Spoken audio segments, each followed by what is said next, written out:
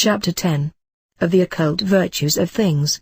There are also other virtues in things, which are not from any element, as to expel poison, to drive away the noxious vapors of minerals, to attract iron, or anything else, and these virtues are a sequel of the species, and form of this or that thing, whence also they being little in quantity, are of great efficacy, which is not granted to any elementary quality. For these virtues having much form, and little matter, can do very much, but an elementary virtue, because it hath more materiality, requires much matter for its acting. And they are called occult qualities, because their causes lie hid, and man's intellect cannot in any way reach, and find them out. Wherefore philosophers have attained to the greatest part of them by long experience, rather than by the search of reason, for as in the stomach, the meat is digested by heat, which we know, so it is changed by a certain hidden virtue which we know not, for truly it is not changed by heat, because then it should rather be changed by the fireside, than in the stomach. So there are in things, besides the elementary qualities which we know, other certain inbred virtues created by nature, which we admire, and are amazed at, being such as we know not, and indeed seldom or never have seen.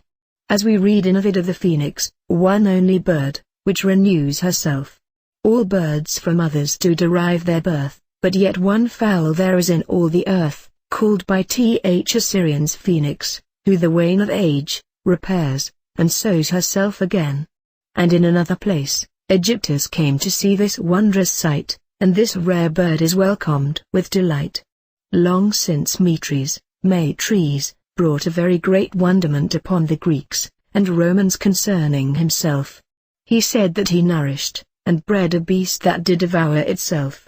Hence many to this day are solicitous, what this beast of Matres should be. Who would not wonder that fishes should be digged out of the earth, of which Aristotle, Theophrastus, and Polybius the historian makes mention. And those things which Pausanias wrote concerning the singing stones? All these are effects of occult virtues. So the ostrich, concocts cold, and most hard iron, and digests it into nourishment for his body, whose stomach, they also report, cannot be hurt with red-hot iron. So that little fish called Decaneus doth so curb the violence of the winds, and appease the rage of the sea, that, let the tempest spin ever so imperious, and raging, the sails also bearing a full gale, it doth notwithstanding by its mere touch stay the ships, and makes them stand still, that by no means they can be moved.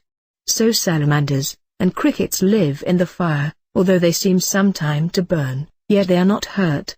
The like is said of a kind of bitumen, with which the weapons of the Amazons were said to be smeared over, by which means they could be spoiled neither with sword nor fire, with which also the gates of Caspia, made of brass, are reported to be smeared over by Alexander the Great. We read also that Noah's ark was joined together with this bitumen, and that it endured some thousands of years upon the mountains of Armenia. There are many such kind of wonderful things, scarce credible, which notwithstanding are known by experience. Amongst which antiquity makes mention of satyrs, which were animals, in shape half men, and half brutes, yet capable of speech, and reason, one whereof as Hieron reporteth, spake once unto holy Antonius the Hermite, and condemned the error of the Gentiles, in worshipping such poor creatures as they were, and desired him that he would pray unto the true God for him. Also he affirms that there was one of them showed openly alive, and afterwards sent to Constantine the emperor,